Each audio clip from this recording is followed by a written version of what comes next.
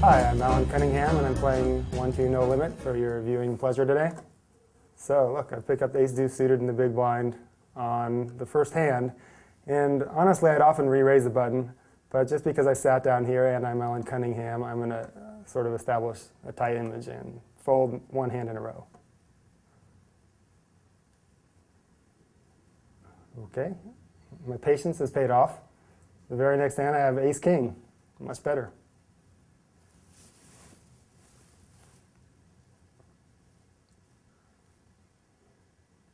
So there's a limp and a raise, which implies by the raiser a little bit stronger hand than just the opening raise. But ace-king usually still is a pretty good ways in front of that re-raising range. So I'm going to go ahead and pot him. And would be the easiest if I just picked it up pre-flop since I'm out of position. But if he calls, we'll take it from there. He folded. $11 up. Yay me.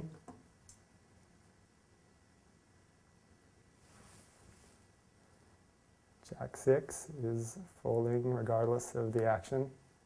Jack-6 is below my, Jack-6 offsuit anyway, is below my button opening standards. In almost any situation, unless I have some sort of pretty good line in the blinds that they fold ultra tight. Generally I at least want maybe a suited picture card, or maybe if I was going to go offsuit connector, maybe 7-8 or 8-9 offsuit would be my minimums. And I may not always go that loose, it depends really. But we'll say like a suited jack and a offsuit 7-8 as the minimums on the button. And any pair or better hands, of course, as well. And then one off the button, I'll get significantly tighter because there's one person behind you that can have position on you, and the three people behind you also make, you need a stronger hand, but mostly because there's somebody that can play a hand with position on you. So I'm just going to, normally I bring it in for 6 every time, but just because one guy limped in, or one guy posted behind the button, I'll go 7. To put a little bit more pressure on. So he called, getting a little bit better price with position. He probably could have a weaker hand than if he had just smooth called the 7. Okay, so now I would continuation bet most flops against him. Even this one I may not continuation bet if I had nothing and if he hadn't posted that 2. But because he posted that 2, he might really have a weak hand. So if I had nothing, I would still bet, and I'll bet because I have ace-queen, like 2/3 of the pot. And for $127, if he had raised me, I would shove, pretty much.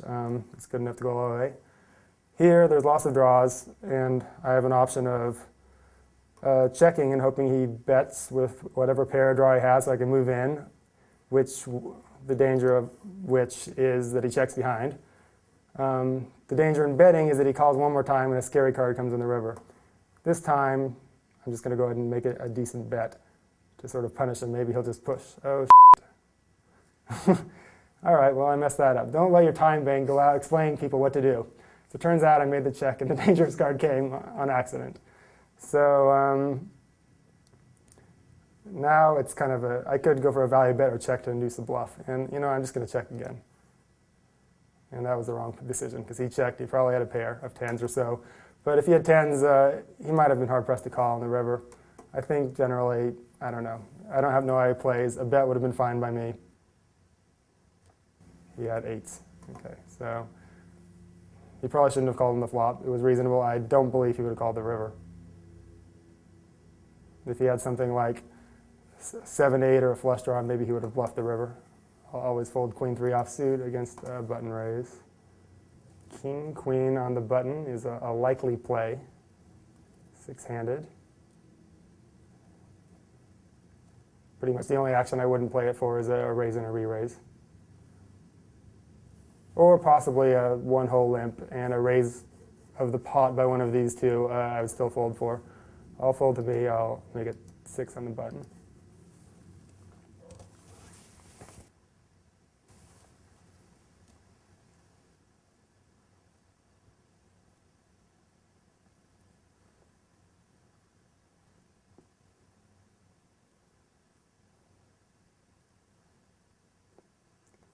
And this player has re-raised me.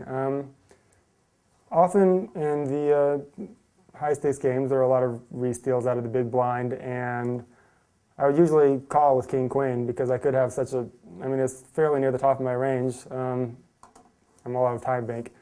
At lower stakes, they tend to have a real hand more often, but I'm not sure. I'm going to call him anyway. Mostly hoping for a pair. I'm not going to really do too many bluffs. If he bets, one option would be to scoot in on him or call to bet the turn, but I'm mostly going for a hit the flop. So if he bets, he can win. He bets he can win. The rationale of the call there is that if I fold king-queen, I'm also opening 7-8 offsuit on the button. So because I'm opening with such a wide range, if they sort of figured out that I was folding a hand as good as king-queen, they could really re-raise me with any 2 cards and just take it down. So right from the beginning, I'll defend my better hands just in case they're not doing something like that. And if they're playing so tight as to only re-raise with big pairs and ace-kings, then although I lose money when I call him with king-queen, I'll make it up for all the times he let me live by just calling me when he had the best hand, or when he could have made me fold my ace-9 offsuit or whatever I may have had.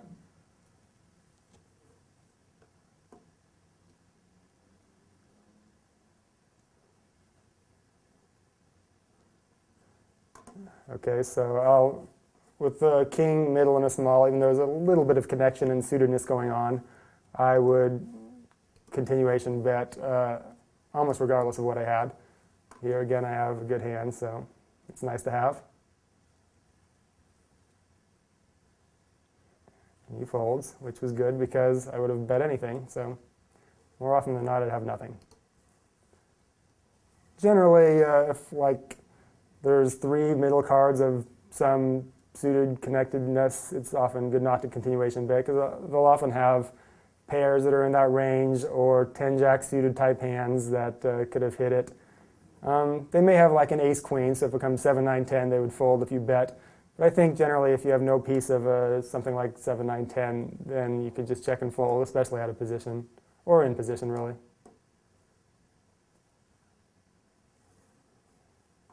Okay, here there's a couple options. I could go ahead and just pot it and hope they both fold, since they could have a wide range. I don't really want to fold for 5 more when, I don't have much time. Just for you guys, I'm going to call and play a flop. Since really re-raising or smooth calling with some sort of speculative hand like this against the one off the button raiser and caller can both work. So just because it's a nothing flop, the raiser should probably bet, so I'm not going to lead into him with my second nut flush draw.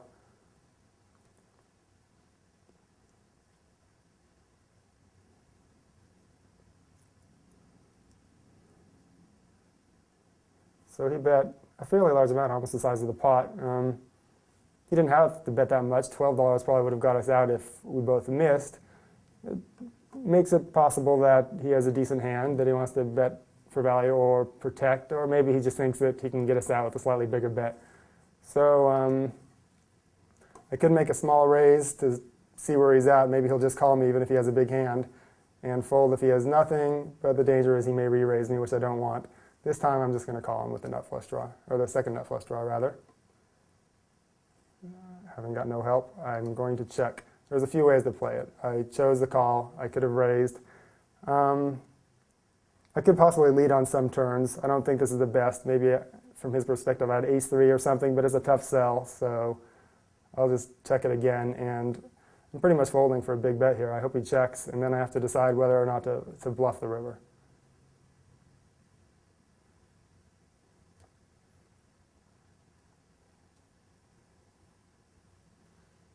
So we bet 36 into a $52 pot.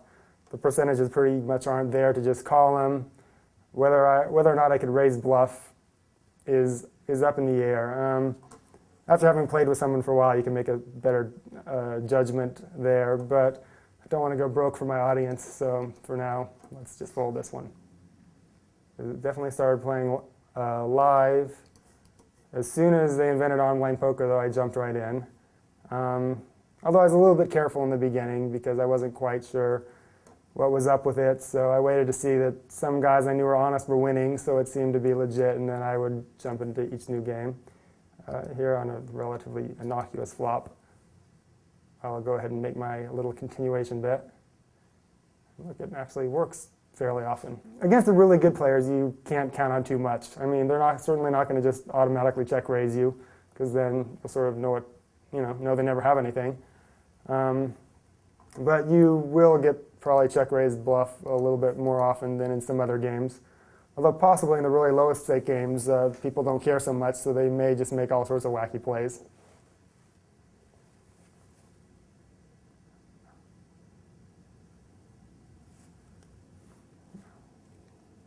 Queen Jack suited is good for opening the pot in any position, six-handed.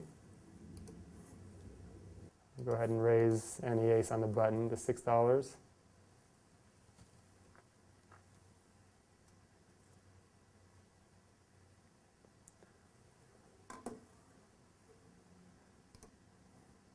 Again, one picture card with medium and small cards to go with it are generally the best kind of flop to bet if you're the raiser, since there's not too much out there.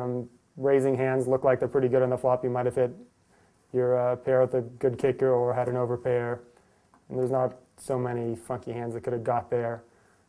So I could just keep betting and hope that he had, say, pocket fives that he took one off with. Normal, I'll just start the session out by taking the path of least resistance and just check it down. Maybe a miracle happened and ace high's good. Nope, he had 3 threes.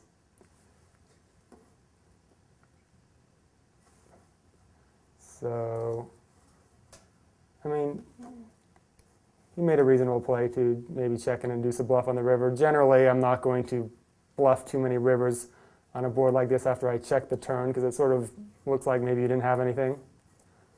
So he could have probably bet in case I had eights or something. It might be a tough laydown for a medium bet. Here, I'll go ahead and fold. This is a somewhat tough hand to play. Against like one of these two guys, if they open the pot, there's definitely an option of re-raising to just win the pot right there. It could get sticky if they call and you flop something, since you tend with this stack size to almost want to go all the way with it one way or the other, depending on exactly how the board develops out. So you can also just smooth call a late position raise with it. Either way sort of works. And you just pick one based on previous plays and how your opponents have played. Here, the play is almost automatic to raise a continuation bet.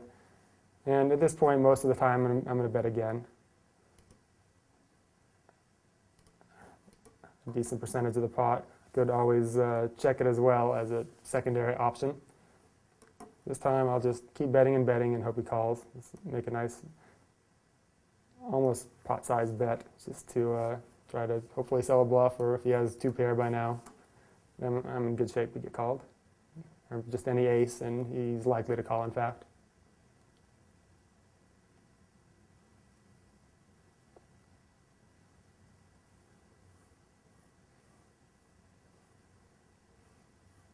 Or maybe made a straight. That'd be awesome. Nope. He might have had a 10-jack or something, or queen-jack. There are times where I check the turn, and I would mostly check it just at random. If I don't really have too much of a line on the player, which I don't, although I see that he's from Ireland now, maybe I should have checked his location. And the Irish, I don't know, they tend to bluff a little bit more than some people, so checking might have been a reasonable option against him, although he did call me anyway, so if I check raised, he would have probably folded, since he folded on the river.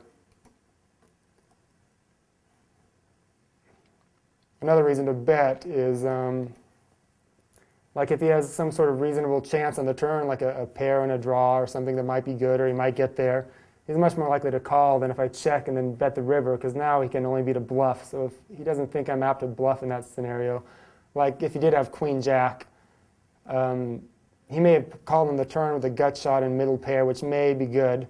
But if I check and bet the river, if he decides that I'm only going to value bet in that spot, then he can be, I mean, he can think that his queen is no good and fold.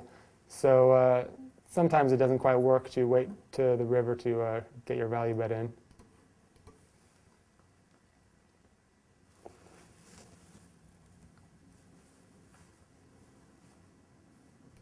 Also, people are more often going to make a move on you on the turn rather than the river.